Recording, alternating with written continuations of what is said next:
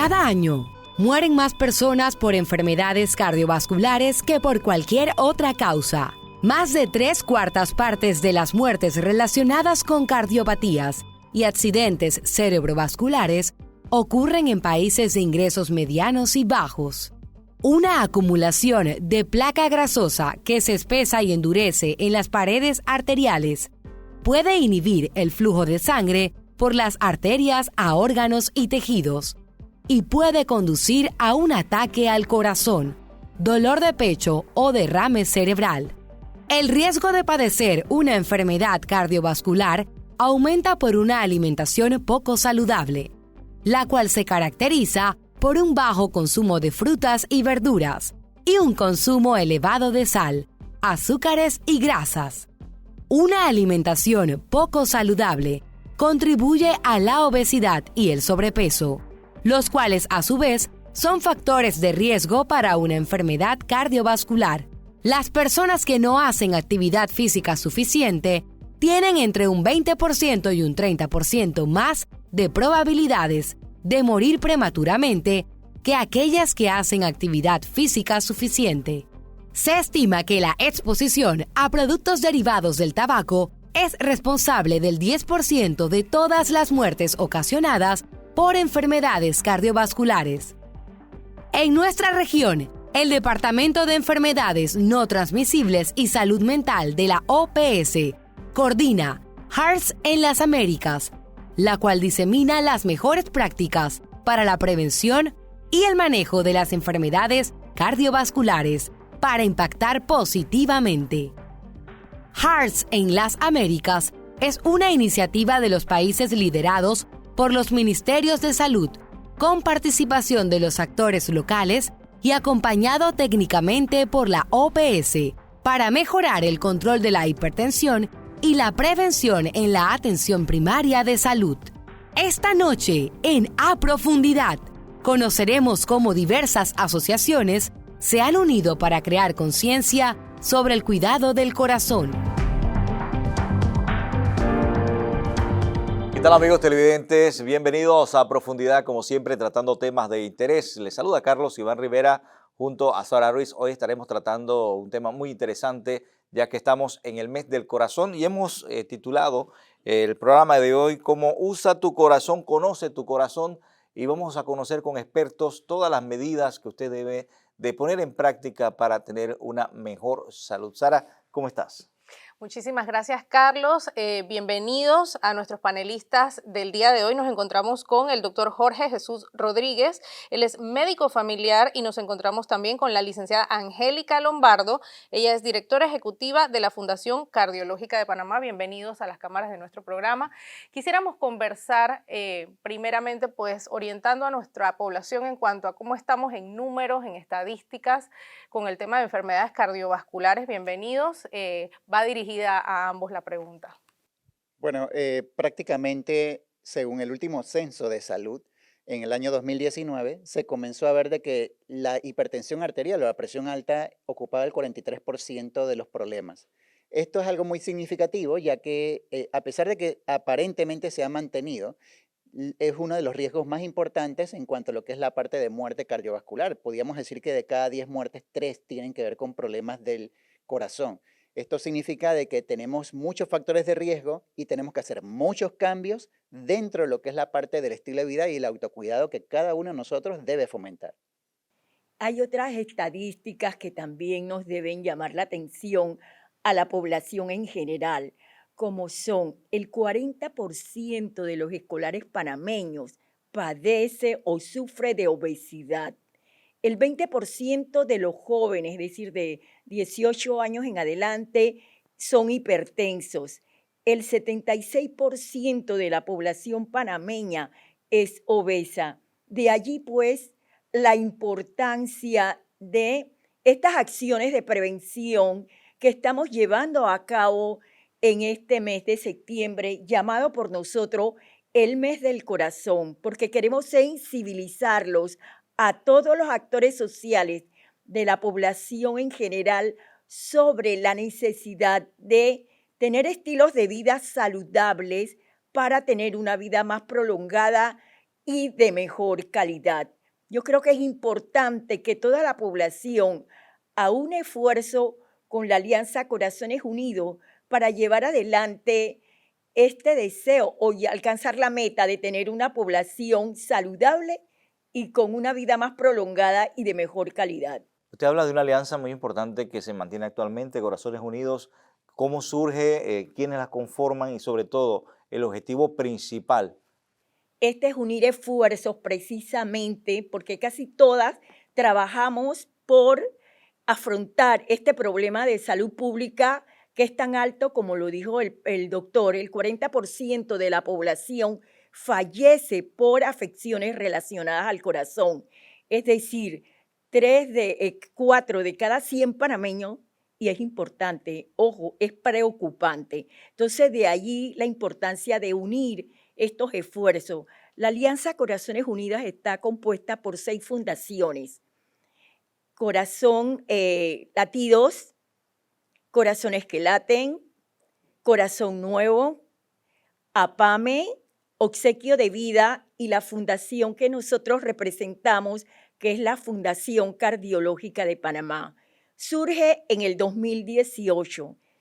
La Fundación Latidos, que es la fundación gestora, por así decirlo, de esta alianza, nos llamó para conformar esta alianza con este propósito, unir esfuerzos para afrontar este problema de salud pública que es muy preocupante y al cual todos nos debemos sumar. Y allí, anteriormente se estaba celebrando el mes del corazón, pero solo lo hacía la Fundación Cardiológica de Panamá. Así es, doctor, es impactante las cifras que nos comentan. Hablamos de números de escolaridad, los números de los jóvenes con hipertensión, la población en general, los números de personas que fallecen del corazón. Usted en consulta, ¿a qué se enfrenta? Sabemos que como médico familiar tiene una gran labor atendiendo pues en general a toda la familia. La mayoría de nosotros tiene algún paciente cardiovascular con algún tema de hipertensión en la familia. Yo personalmente tengo a mi padre que es hipertenso, es una persona atlética, pero pues hay un factor familiar importante. Explíquenos un poquito como familia, sabemos que en la casa todos comemos prácticamente lo mismo. ¿Qué debemos evitar cuando vamos al supermercado y qué debemos incrementar en nuestra alimentación? Bueno, al momento de ir al supermercado, prácticamente uno está expuesto a lo que son los alimentos procesados. Prácticamente un 80% de los alimentos que se venden, que son los enlatados, los empaquetados, tienen más de 5 a 10 aditivos. Y realmente los aditivos que se le agregan es sal para tratar de que viva mucho más tiempo en el mostrador. Se le agrega también lo que es ácidos grasos, o sea, grasa, para igualmente tenga un tiempo de vida mucho mayor. Y definitivamente también le agrega azúcar para mejorar lo que es el sabor. Esto lastimosamente nos incrementa el riesgo de problemas del corazón, de diabetes, de obesidad y también de lo que es la presión arterial y problemas renales, entre muchas otras cosas en forma general. Por eso es importante tratar siempre, dentro de lo posible, tratar de consumir alimentos lo más naturalmente posible. Por ejemplo, no es el problema de que el que come papa se engorda. O sea, yo compro la papa, pero no es lo mismo comerme una papa a una papa congelada, a una papa empaquetada en bolsa industrial. O sea, son cosas muy diferentes.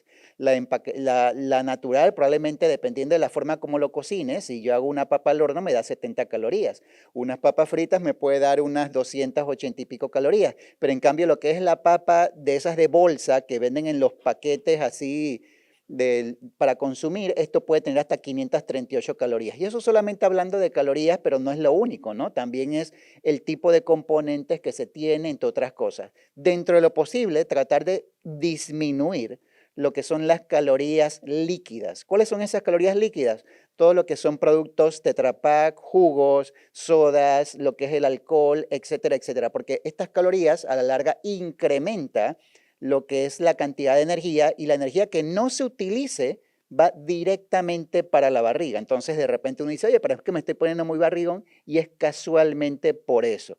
Hay muchas otras cosas que definitivamente uno tiene que tomar en cuenta, por ejemplo, lo que serían las frutas, verduras y vegetales. Eso es lo que debe de tener mucho mayor cantidad al momento de ingerir los alimentos porque es lo que va a tener los nutrientes y las vitaminas casualmente. Entonces, una forma de saber si estoy comiendo sano es ver si mi plato es colorido. Si no es colorido, algo estoy haciendo mal. Otra cosa que quería agregar a lo que dice el doctor, nosotros estamos haciendo también, sumándonos a una campaña sobre el etiquetado frontal, porque yo creo que es importante que toda ama de casa vea qué es lo que en realidad va a consumir. Y como bien lo dijo el doctor, muchas veces lo que dice en el etiquetado no es, y nosotros tenemos que valorar lo que compramos y lo que vamos a ingerir alimento. Así es que también aunamos este esfuerzo que se está haciendo. Hay una comisión también integrada, creo, por el MINSA, la Caja del Seguro Social y muchos actores de la sociedad civil con esa responsabilidad que queremos.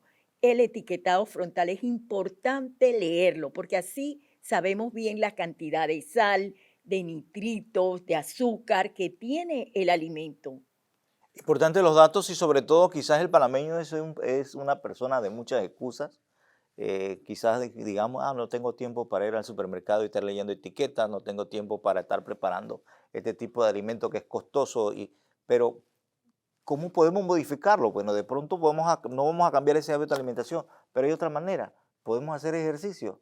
Decimos, no tenemos tiempo de hacerlo, pero sí tenemos el tiempo de acostarnos en un sofá, ver un programa de 3 horas, pero no podemos emplear 30 minutos para hacer ejercicio. Sí, definitivamente la parte del autocuidado involucra no solamente la nutrición o la alimentación saludable, sino también el moverse, ¿no? Y a veces uno pone excusas con el hecho de que, bueno, ir a lo que es el gimnasio, eso me va a tomar tiempo, dinero, pero uno no tiene que hacer tantas cosas. Yo, por ejemplo, puedo irme a un mall y de repente hago window shopping, o sea, comienzo a caminar por todas las diferentes vitrinas y a la larga ese caminar prácticamente, si yo lo hago solamente por 15 minutos todos los días, yo inclusive pudiese bajar hasta unas 5 libras de grasa como tal. Entonces sí hay forma de hacerlo. El asunto es que uno piensa que no, tengo que invertir mucho tiempo, tengo que hacer un ejercicio Tengo que intenso. comprar las zapatillas. Exacto, y prácticamente no es así. Es más, si uno comienza a hacer ejercicio por más de 60 minutos, lo que ocurre es que se libera la hormona del estrés, que es el cortisol. Y el cortisol, adivinen qué es lo que va a hacer. Te reduce la cantidad de músculo y te aumenta la cantidad de grasa. Entonces, a veces no es la cantidad, sino también lo que es la intensidad. O sea, solamente caminar entre unos 15 a unos 45 minutos máximo, ya con eso es más que suficiente para poder tener salud. ¿Hay alguna hora específica del día en que el ejercicio es más productivo para el cuerpo? Definitivamente, generalmente las personas están acostumbradas a hacerlo en horas de la mañana, pero lastimosamente no es la mejor hora. Desde el punto de vista de lo que es el reloj biológico en sí, la mejor hora es entre 5 de la tarde a 6:30 de la tarde, prácticamente. ¿Y eso por qué? Porque tiene que ver con la hormona del estrés. La hormona del estrés se va elevando a medida que va saliendo el sol. Y a medida que el sol va disminuyendo, la hormona del estrés va disminuyendo. Si yo lo hago en horas de la mañana, el nivel de estrés va a ser mucho más elevado y si a eso yo le sumo que no desayuné porque no tuve tiempo, el riesgo de que me dé un infarto o que me dé un derrame prácticamente se incrementa de una forma impresionante. Por lo tanto, entonces es un momento ideal para poder yo tratar de hacer lo que es la actividad física. Doctor, quisiéramos consultarle, tenemos muchas preguntas alrededor de este tema que es tan importante, pero ¿por qué los médicos siempre nos indican que el corazón tiene todo que ver con la circunferencia abdominal? La circunferencia abdominal es un común denominador de obesidad y específicamente obesidad central, que es la visceral, que es la más difícil de manejar. Grasa en el hígado, grasa en el pulmón, grasa en el corazón, entre otras cosas. Se dice que no, si soy varón por arriba de estos 102 y si soy mujer por arriba de 88, pero eso ya es cuando es la luz roja. Yo tengo que tener, si soy varón, la cintura por debajo de 90 centímetros y si soy mujer, por debajo de 80 centímetros. Eso es lo normal. Por lo tanto, ahí es donde yo tengo que tratar de ir haciendo la evaluación específicamente para poder entonces disminuir este riesgo de una forma importante. Y por eso es que uno tiene que acudir al personal de salud y al equipo de salud para saber qué tipo de riesgos presenta. Bien, y la Alianza Corazones Unidos realmente busca eso, también crear esa conciencia en la población de la necesidad, de la urgencia de mantenerse físicamente pues, activo y sobre todo también lo que es el tema de la alimentación. Durante este mes de septiembre, mes del corazón, si nos habla un poco de todas esas actividades que se han desarrollado. Así como no, por lo menos hicimos el lanzamiento de la campaña de Corazón de Moda, Usa tu corazón, conoce tu corazón, en la Cámara de Comercio.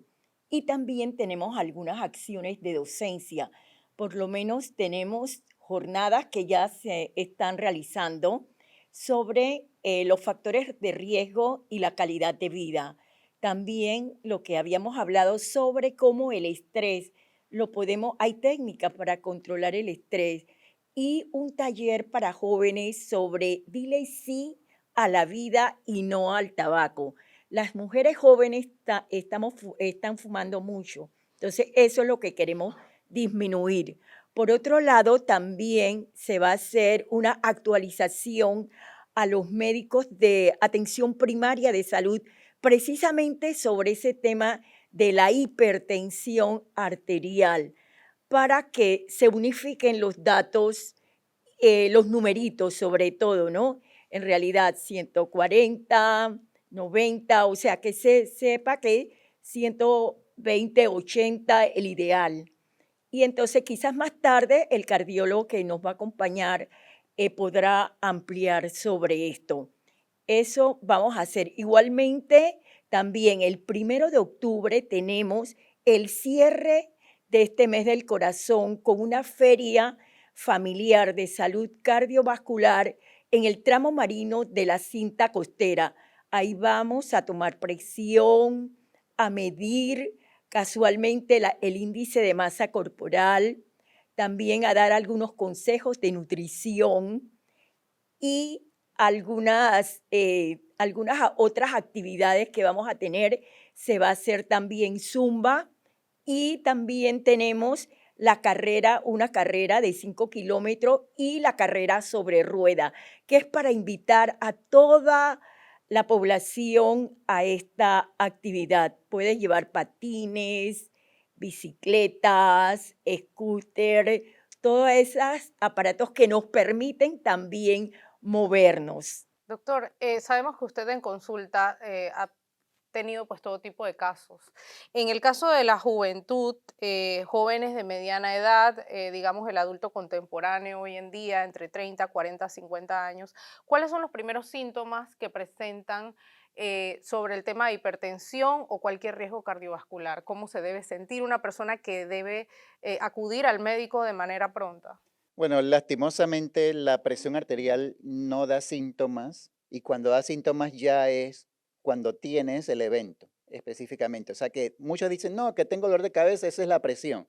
La causa más común de dolor de cabeza es el estrés.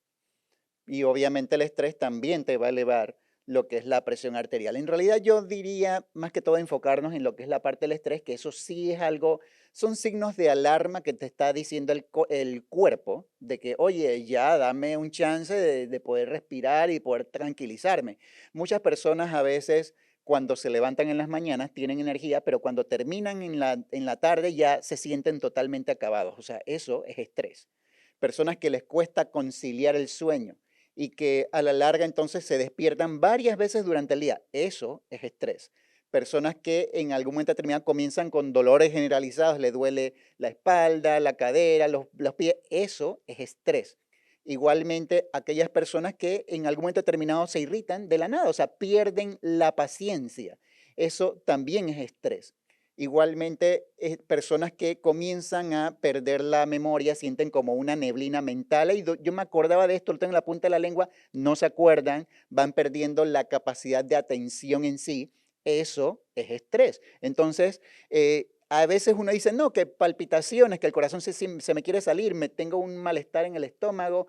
Todos esos son signos de que una persona está estresada y de que por ende, a la larga, lo que son las hormonas del estrés están súper elevadas y eso te incrementa el riesgo cardiovascular. O sea que en realidad yo diría que esta sería una mejor forma de poder identificar los problemas, no solamente de la presión, sino en forma general, porque el estrés te va a afectar desde el hecho de que te engordes fácilmente hasta el hecho de que tengas otros problemas de que te enfermas a cada rato, de que tienes problemas para dormir, entre muchas otras cosas. Sin duda alguna, solamente el mes de septiembre no es el mes en el que tengamos que poner en práctica todo lo que hemos hablado. Es una actividad que debemos hacerlo durante todo el año, sobre todo la actividad física. No es que solamente porque es el mes de septiembre se está haciendo el llamado y vamos todos a salir de la casa a caminar.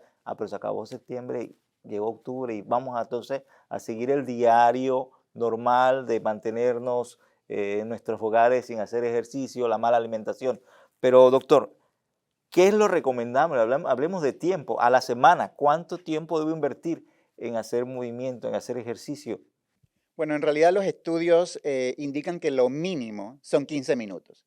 Con hacer 15 minutos al día, prácticamente ya uno tiene aproximadamente unos 3 años más de vida como tal. Y son cosas sencillas como por ejemplo levantarme de la silla, agacharme, caminar, subir escaleras. O sea, son cosas del día a día, lo cotidiano. Por eso aquellas personas, por ejemplo, que hacen jardinería, que tienen que estarse agachando, levantando, eso es una actividad física. Personas que están limpiando la casa, eso es actividad física, entre otras cosas, ¿no? En sí.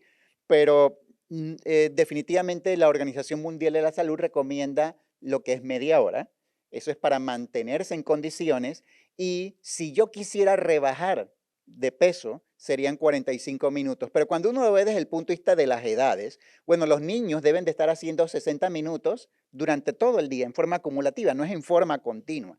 Lo que es el adulto mayor, las embarazadas, los adultos jóvenes como tal, deben de estar haciendo aproximadamente unos 150 minutos al día, en forma, digo, esto a la semana, en forma no continua, sino sumativa. Yo creo que es una forma fácil de poder hacerlo. El problema es que estamos siendo muy activamente sedentarios. ¿Quiénes son los activamente sedentarios? Lo vemos acá reto en los moles. Personas que se suben a la escalera eléctrica y se quedan ahí esperando a que sean como quien dice levitados. O sea, ellos son personas activamente sedentarios. Tienes que agarrar la escalera, subir la escalera, no esperar a que ella te transporte. Así es, doctor, muy importante todos los consejos que nos da. Aunado a la pregunta que le hice anteriormente, ya un paciente con hipertensión que se medica, ¿cuáles son los síntomas que le deben generar alarma antes de presentar un evento cardiovascular, un infarto? Cuéntenos, ya ese paciente que digamos está diagnosticado, nosotros como familia, ¿qué nos debe alertar a la hora de verlo? ¿Alguna hinchazón, inflamación, el cansancio, la falta de ganas de comer? Indíquenos, por favor. Bueno, generalmente, hablando de signos de alarma, una de las cosas más típicas sería el famoso dolor del brazo izquierdo, ¿no? Sin embargo, no todas las personas presentan ese dolor del brazo izquierdo, porque, por ejemplo, un paciente diabético ya tiene afectación a nivel neurológico, entonces no va a tener esa sensibilidad en sí. Lo que sí presentan muchas veces es sudoración, comienzan a sudar de la nada, a pesar de estar en reposo. Entonces, eso es un indicio de que están teniendo un evento cardiovascular, específicamente un síndrome coronario agudo o llámese un infarto agudo del miocardio, entre otras cosas, pero no deberíamos de esperar a eso. Ese es el punto, ¿no? O sea, hay otras cosas, por ejemplo, de repente no puedo levantar el brazo, la cara se me va poniendo un poco paralizada, el labio se me cae, comienzo a hablar enredado, eso es un indicio de que estoy teniendo un derrame como tal. Entonces son eventos que yo diría que cuando esto se presenta, el objetivo es no perder el tiempo y acudir inmediatamente al cuarto de urgencias para poder ser tratado de una forma importante, ¿no? Porque, como habíamos dicho, prácticamente no hay signos así que me estén indicando de que yo pueda tener un evento. Lo que sí me están pudiendo decir un signo de alarma o de reconocimiento es el hecho, oye, me estoy engordando. Oye, los párpados se me están hinchando, qué raro. Oye, cuando estoy orinando, mira que estoy orinando en forma de espuma en sí. O en algún momento determinado me estoy sintiendo un poco más cansado o de repente ya siento esto hormigueo en las manos. O sea, son cosas que va sumándose y que a la larga me dice que no solamente el corazón, sino muchos órganos se están afectando y que definitivamente yo debería de acudir a una evaluación para poder tratar de manejarme el mismo. Interesante el tema y sobre todo, ¿no?, estas alarmas que acaba de mencionar el doctor. Pero como lo hemos mencionado, el programa está destinado mayormente a este mes de septiembre, el mes del corazón, pero el 29 de septiembre es el día Mundial del Corazón. Y sí nos gustaría conocer un poco sobre esa historia, licenciada Angélica. Del Día Mundial del Corazón. Bueno, miren, el Día Mundial del Corazón tuvo su génesis aquí en Panamá. Parece mentira que este país tan pequeñito a veces lance buenas ideas al mundo. En la década del 90, el doctor Ricaurte Arroya, que fue uno de los formadores o fundadores de la Fundación Cardiológica de Panamá, regresó de una de esas reuniones mundiales de las sociedades de cardiología y entonces quiso hacer un programa de prevención y docencia e inició eso y llamó al señor, voy a mencionar a ciudadanos de espíritu comunitario como don Samuel Luis Galindo, Roberto Toledano, el doctor Alonso Roy y otras personas para organizar o fundar en Panamá una organización para afrontar el problema de salud pública que en ese entonces tenía 35% de fallecimientos por cada 100 habitantes. Miren ustedes, ya había un problema grande. Bueno, y de ahí se invitó en el año 1999 al padre de la cardiología moderna, el doctor Antonio Vallés de Luna. Y él al ver la actividad con maestros, con niños, con personas de la comunidad, dice, no, esto no puede quedarse a nivel de este país, sino vamos a hacerlo a nivel mundial. Y fue así como en el año 2000, él, como presidente de la Federación Mundial del Corazón, crea el Día Mundial del Corazón y entonces, desde ese entonces se realizó en Panamá acciones de prevención. Aunado con él, la OMS y la OPS dieron inicio a este Día Mundial del Corazón y desde entonces se celebra en Panamá. Y es oportuno también hacer un reconocimiento a la Sociedad Panameña de Cardiología porque los cardiólogos se han sumado a estos esfuerzos. Bien interesante conocer la historia, sobre todo cómo surge esta fecha y sobre todo promocionando a la población, incentivándola a hacer ejercicio, a la buena alimentación. Es un tema tan interesante porque en nuestro país mayormente, como lo ha mencionado el doctor, entre las principales causas de muerte están problemas cardíacos. Así que vamos a hacer una pausa. Al regresar continuamos tratando este tema tan interesante titulado Usa tu corazón, conoce tu corazón.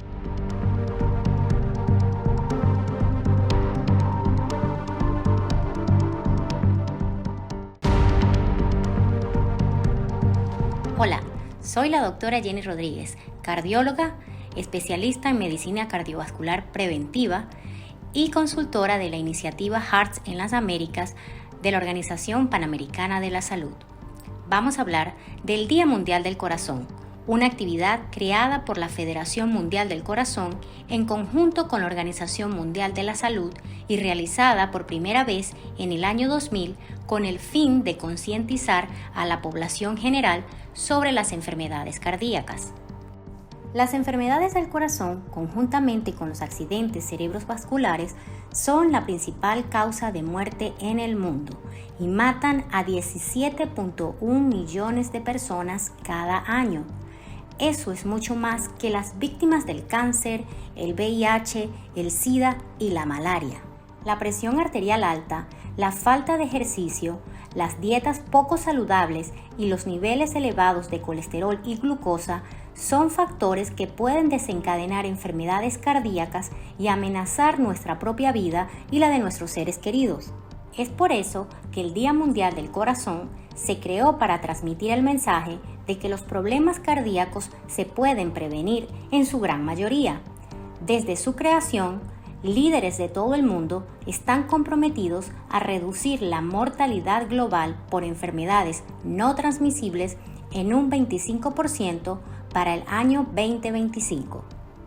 En este Día Mundial del Corazón, celebrado el 29 de septiembre cada año, la Organización Panamericana de la Salud se une al lema Usa tu corazón, conoce tu corazón, con el propósito de aumentar la tasa de concientización sobre la presión arterial elevada en todas las poblaciones del mundo, ya que En las Américas, la presión arterial elevada representa más del 50% de las enfermedades cardiovasculares.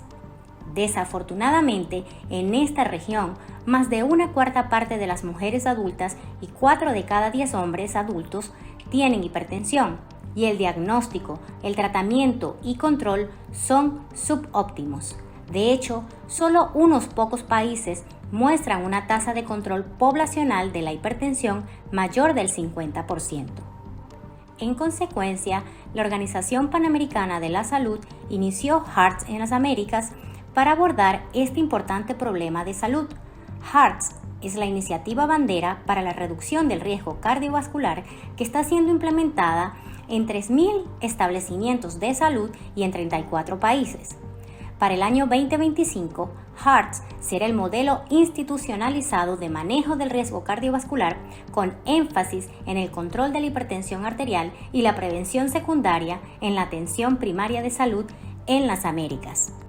Es imprescindible resaltar que la hipertensión arterial es el principal factor de riesgo de enfermedad cardiovascular y es una condición médica grave que aumenta significativamente el riesgo de enfermedad cardíaca, cerebral, renal, entre otras.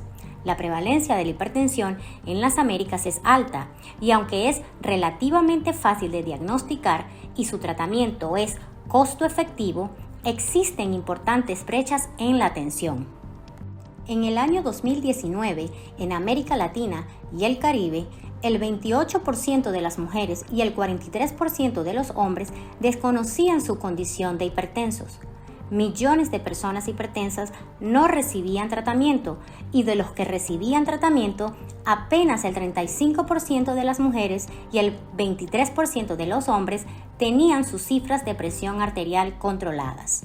¿Ustedes sabían que casi la mitad de las muertes por enfermedades no transmisibles se deben a las enfermedades cardiovasculares? Esto le convierte en el mayor asesino en todo el mundo. Por lo tanto, el Día Mundial del Corazón es el momento perfecto para que la comunidad se una en la batalla contra las enfermedades cardiovasculares y reduzca la carga de morbilidad en todo el mundo. Este es un día idóneo para facilitar espacios de intercambio que permitan fortalecer los cuidados de la salud cardiovascular. Hearts en las Américas enfatiza en la necesidad de tratar oportunamente a los pacientes hipertensos con fármacos de primera línea, monitorearlos apropiadamente usando dispositivos de medición de la presión arterial automáticos clínicamente validados, hasta conseguir un control óptimo de la presión arterial, acompañado a su vez del tratamiento no farmacológico que aborda los 4 factores de riesgo conductuales para la aparición de las enfermedades cardiovasculares, como son una alimentación poco saludable, actividad física insuficiente, consumo de tabaco y consumo nocivo de alcohol. El paquete técnico de Hearts ofrece lineamientos precisos para abordar estos factores de riesgo. En este Día Mundial del Corazón, la iniciativa Hearts en las Américas de la Organización Panamericana de la Salud quiere que uses tu corazón y conozcas tu corazón. Amigos televidentes y radioescuchas, continuamos con el segundo bloque de nuestro programa. No podemos continuar sin recordarles que pueden sintonizarnos a través de nuestras emisoras Nacional AM, FM y también Crisol FM, ambas con frecuencias a nivel nacional, y también pueden ver las retransmisiones de nuestro programa los domingos a las 11 de la mañana y a través de nuestra plataforma de YouTube. Bienvenido al doctor Temístocles Díaz. Él es cardiólogo y presidente de la Sociedad Panameña de Cardiología. Bienvenido a las cámaras de nuestro programa. Queremos comenzar, doctor, con la experiencia que usted tiene a lo largo del tiempo. ¿Qué nos puede decir sobre la evolución de los problemas cardiovasculares en nuestro país? Sí, muchas gracias por la invitación en primer lugar. Y en realidad el problema cardiovascular en Panamá, si nosotros vemos a nivel mundial, 17.7 millones de personas mueren por problemas cardiovasculares. Así que si nosotros extrapolamos eso a Panamá es una cifra abismal. Y a lo largo del tiempo, si bien es cierto, se ha trabajado muchísimo a través de las fundaciones, a través de la Sociedad Panameña de Cardiología, haciendo una concientización de todos los panameños en cuanto a eso que han estado hablando previamente, que tiene que ver con el estilo de vida saludable. Entonces, si a mí me preguntaran, ¿qué es lo que mata a los panameños hoy día? Son 2 patologías. Una es el infarto agudo del miocardio y la número 2 es el stroke, o sea, el derrame cerebral, la enfermedad vascular cerebral, ya sea menor o mayor. Pero si uno le dijeran, bueno, ¿cuál es la constante de esas dos patologías que matan a los panameños? Quiere decir que son las patologías que yo voy a encontrar en el cuarto de urgencia. Y si me preguntaran, de todas las que hay, que han estado mencionando aquí, tabaquismo, dislipidemia, diabetes, obesidad, estrés, colesterol elevado, hipertensión. Hipertensión es la número 1. Por lo general, cuando uno lo llaman al cuarto de urgencia para ver un paciente que tiene un infarto agudo en evolución o que tiene una enfermedad vascular cerebral, ese paciente usualmente, de todos estos factores que hemos mencionado, lo que tiene elevado es la presión arterial. Solamente tenemos que saber que en el planeta Tierra somos 7.5 billones de personas y alrededor de 1.5 billón es hipertenso. Eso quiere decir que si vamos caminando en el mall, de cada 4 personas que vemos, nosotros acertamos que una es hipertensa. De ese 1.5 billón de personas hipertensos, 800 millones no saben que son hipertensos. No saben que son hipertensos. Entonces, esto quiere decir que nosotros tenemos que implementar todas las estrategias, no solamente en Panamá, sino en América Latina, para identificar a tiempo estos factores. Como estaban mencionando, ya podemos ver pacientes que tienen infartos y enfermedad coronaria jóvenes. Ya anteriormente veíamos esta patología, el infarto, a los 80, 90, 95 años. Ahora no, ahora lo vemos a los 30, 35. Panamá ha pasado un fenómeno muy importante con relación a esa pregunta. Panamá es uno de los países que menos fuma en el mundo y eso ha significado un punto positivo hacia la salud del panameño, ha sido significativo. A tal extremo que cuando yo estaba en entrenamiento, recuerdo en Madrid, y nosotros veíamos un paciente joven, 25, 30, 35 años, con un infarto donde las arterias del corazón estaban todas llenas de trombo de coágulo. La primera pregunta que hacíamos era si el paciente fumaba y usualmente nos decía, sí doctor, yo fumo media cajeta, una cajeta, 2 cajetas. La segunda pregunta que venía era, entre más joven era el paciente infartado, era si estaba vinculado a uso de drogas ilícitas como la cocaína. La cocaína produce muchos coágulos, muchos trombos. Es lo mismo que hacía el COVID-19 en el corazón y en el organismo del ser humano, que producía muchos trombos y coágulos. Prácticamente la mayoría de las muertes fue por los coágulos y los trombos que ocasiona. Igual, si una persona fuma o está involucrada en droga, lo que va a llenar es el corazón de coágulos y de trombos. Por eso es que se infartan. Interesante todo lo que nos comparte, doctor. Sobre todo, pues sabemos que en Panamá no se acostumbra a ir al médico, al panameño no le gusta ir al doctor. ¿Qué pasa cuando una persona pasa 30, 40 años de su vida sin ir al médico porque se siente bien y un buen día me siento terrible y fui al médico y resulta que ahora soy hipertenso? ¿Cuáles son las recomendaciones que usted brinda generalmente? Sí, y yo diría no solamente para la hipertensión, yo le voy a hablar de los sistemas de salud de los países escandinavos, Suecia, Finlandia, sobre todo Finlandia, Noruega. Imagínense que Finlandia, si un paciente es diabético y el control lo llevan con la hemoglobina glicosilada, sabemos que para tener buen control, la hemoglobina glicosilada de un diabético debe estar por debajo de 6 para Finlandia. En Estados Unidos, en Europa, por debajo de 6.5, pero Finlandia es más estricto. ¿Y qué resulta? Que si a los 3 meses ese paciente no se apareció en la consulta, un policía lo va a buscar a su casa. ¿Por qué razón? Porque el gobierno finlandés le cuesta mucho dinero pagar que ese diabético vaya a quedar amputado, que vaya a quedar con un daño renal en hemodiálisis, que vaya a hacer una enfermedad vascular cerebral o un infarto. Entonces ellos son los más estrictos para cuidar pacientes diabéticos, porque el costo es muy alto. Entonces esas son las políticas que debemos implementar. Igual en el tema de la hipertensión arterial, nosotros tenemos que ir 3.000 millas adelante para poder controlar esto. Entonces, de allí las campañas que hacen todas las fundaciones que están reunidas hoy, la Sociedad Panameña de Cardiología, la Sociedad de Medicina Interna, todas las sociedades médicas tratando de identificar la patología tempranamente. Hay un doctor que se llama el doctor Valentín Fuster, él es director del Monte Sinai, Nueva York. Él ha viajado por países de África y de América Latina tratando de decirle, mandar un mensaje como si fuera un despertar de vida, que la única forma de poder identificar esta patología es cuando los niños comienzan a evaluarse. Yo recuerdo que una vez tenía una paciente que a los 26 años, mujer, le habían hecho una cirugía de bypass, le habían puesto 4 bypass, o sea, una cirugía cardíaca mayor, porque tenía todas las arterias de su corazón tapadas. Cuando llevó a la niña de 6 años, a su hija, tenía 300 de colesterol malo, de LDL.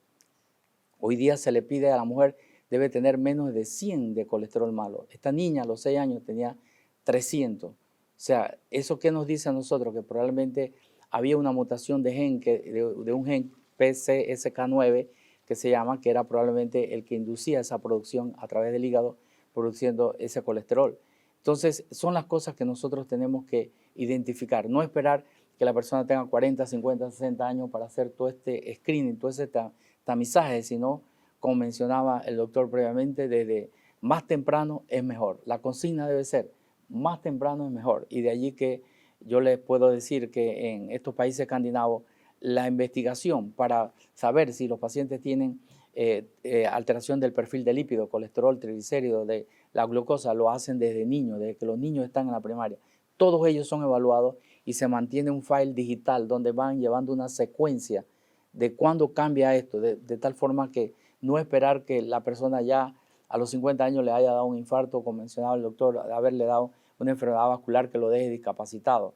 Y resulta ser, después de haber tenido un evento de esta magnitud, de un infarto, una falla cardíaca, de una enfermedad vascular cerebral, y se sabe que los medicamentos van a hacer su trabajo, pero lo más importante es lo que se estaba mencionando.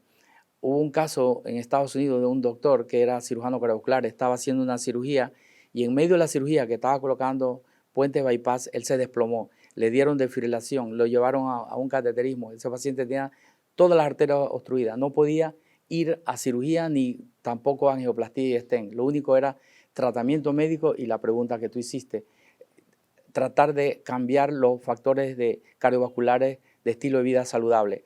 Él se le prohibió, trabajaba en 3 hospitales operando, se le prohibió, nada más podía trabajar en uno, de 8 a 4, tenía que hacer ejercicio, tenía que tener una dieta controlable, una dieta basada en granos, vegetales, como habían mencionado aquí previamente.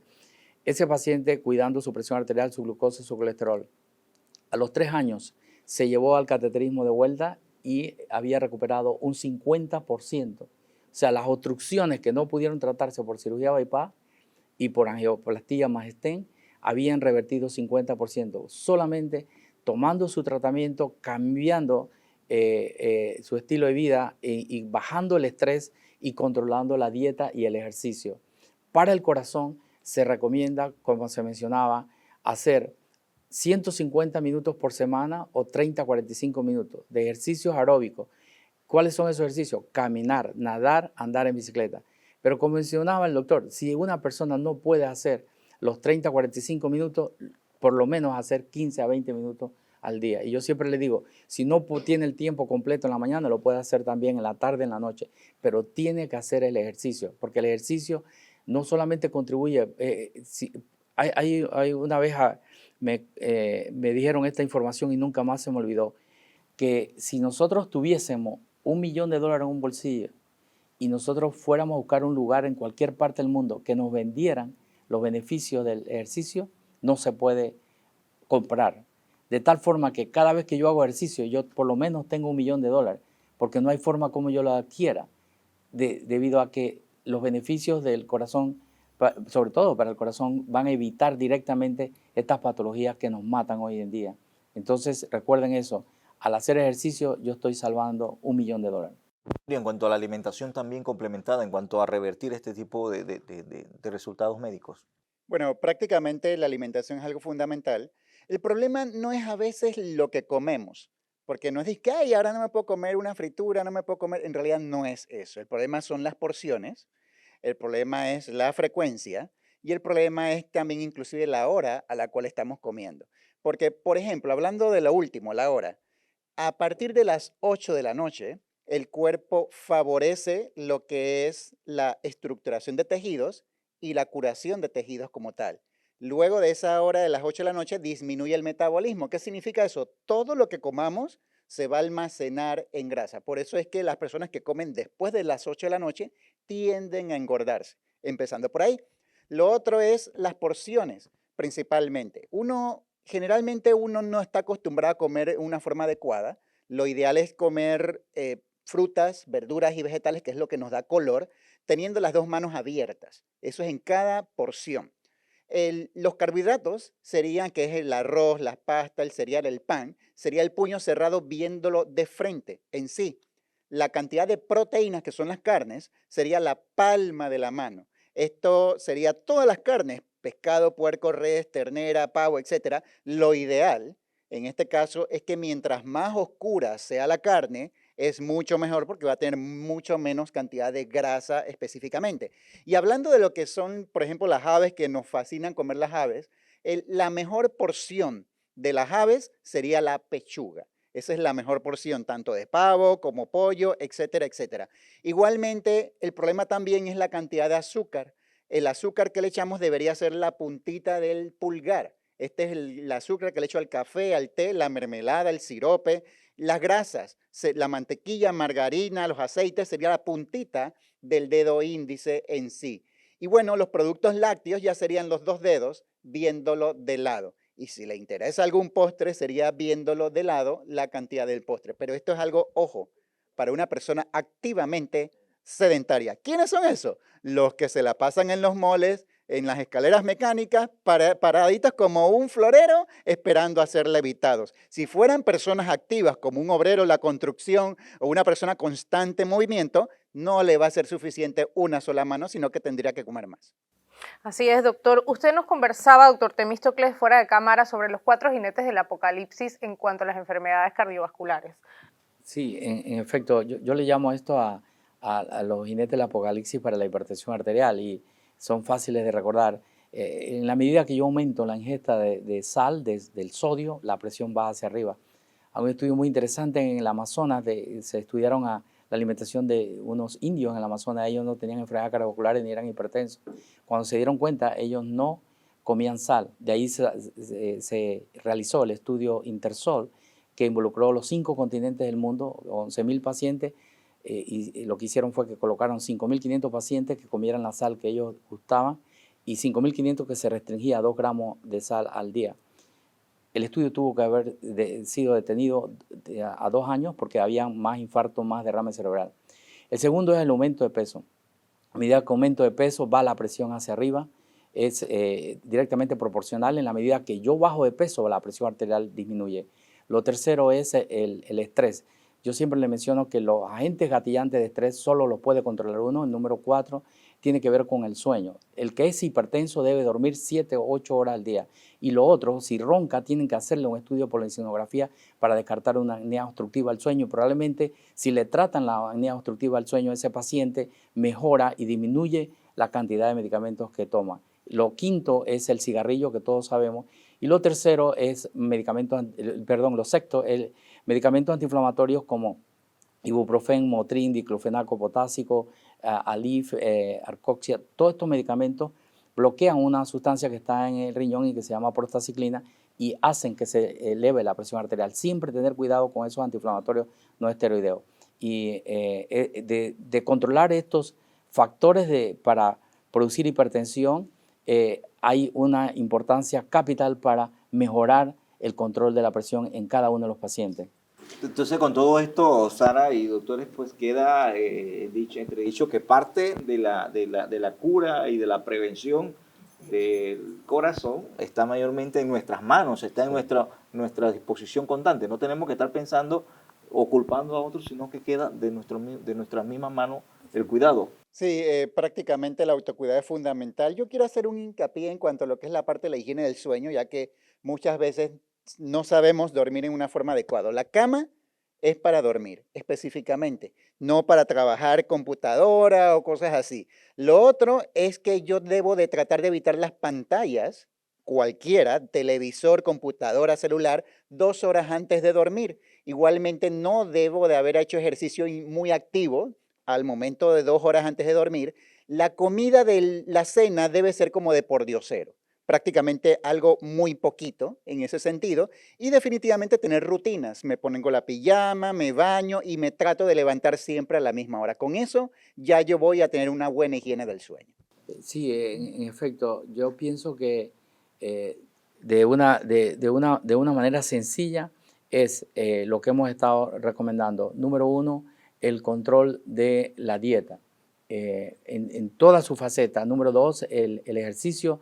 Número 3, el control de la presión arterial, cuánto, lo ideal, lo óptimo, 120-80. La glucosa, saber que debe estar por debajo de 100, el colesterol total por debajo de 200, los triglicéridos por debajo de 150. Y nunca se les olvide que el colesterol malo, que es el que nos hace todo el daño a nosotros, si lo pueden tener alrededor de 70 miligramos por decilitro, mejor. Entonces, estos factores son bien importantes tenerlo en cuenta. Y una hemoglobina glicosilada lo más cerca a 5.5. Para las personas diabéticas debe estar por debajo de 6. Entonces, si seguimos estos parámetros, yo pienso que vamos a alcanzar doblegar estas enfermedades mortales para no solamente el panameño, sino para todos los seres humanos en este planeta. Así es, queremos agradecer al doctor Temístocles Díaz por su participación, al doctor Jorge Jesús Rodríguez, médico familiar, y también a la licenciada Angélica Lombardo, quien estuvo con nosotros en este programa. Queremos agradecer al Hospital Pacífica Salud de Costa del Este, quien nos facilitó sus instalaciones para la realización de este programa, y queremos exhortarlos a que nos sintonicen en nuestras próximas ediciones de este programa a profundidad. Muchísimas gracias a los televidentes y gracias a mi compañero Carlos por siempre su compañía y su colaboración en este importante programa.